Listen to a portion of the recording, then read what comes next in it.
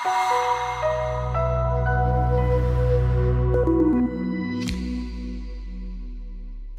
morning, and thank you for being here for the Hedge Invest Newman Credit Fund monthly update.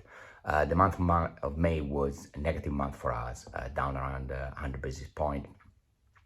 Combination of different things. Part was our long position Telecom Italia, over which we remain quite confident. We entered the position last year below 20.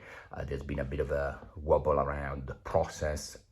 As we said, we think the ultimate goal is for the government to spin off effectively the fixed network, and that will be under government control, either via shareholding and capital control or alternative corporate governance. So we think eventually Vivendi will be forced to accept some form of sale, if not launch its own tender offer on the company and or joining a different consortium of bidders.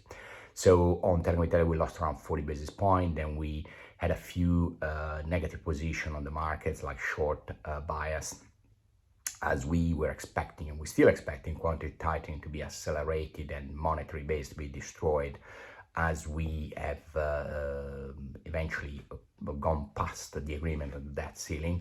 But the market has been extremely strong, and obviously that super performance has been continuing almost parabolically during the month of June, and we lost some money on those shorts.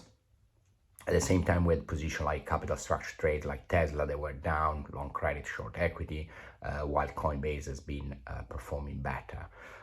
Overall, our position on the specialty situation idiosyncratic have been increased, and they've been performing well in terms of events, the way we look at them, but obviously the price sometimes is disconnected, although we think most of those positions will work pretty well over the next few months, with a few catalysts concentrated during the summer.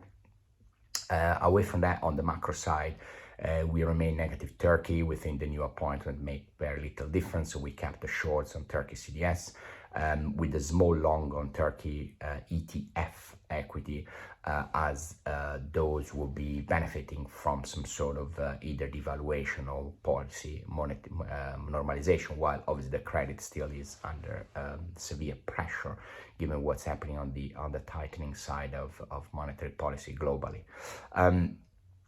On the macro side also, we've been increasing our long position on Ukraine and Argentina.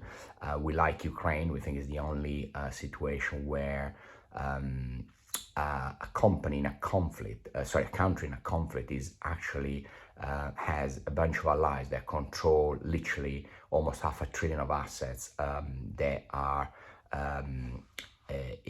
that belong to the actual invading country, which is Russia. What does that mean is that we expect war reparation if and when things will settle. We think war reparation will be incredibly positive for Ukraine. There will be a very strong performance on the GDP, and the economy is done really well. Overall, we remain negative on the macro side. We think it's going to be liquidity being absorbed over the next few months, but obviously there is a lot of excitement on AI, which we think is creating a mini bubble in itself. Thank you.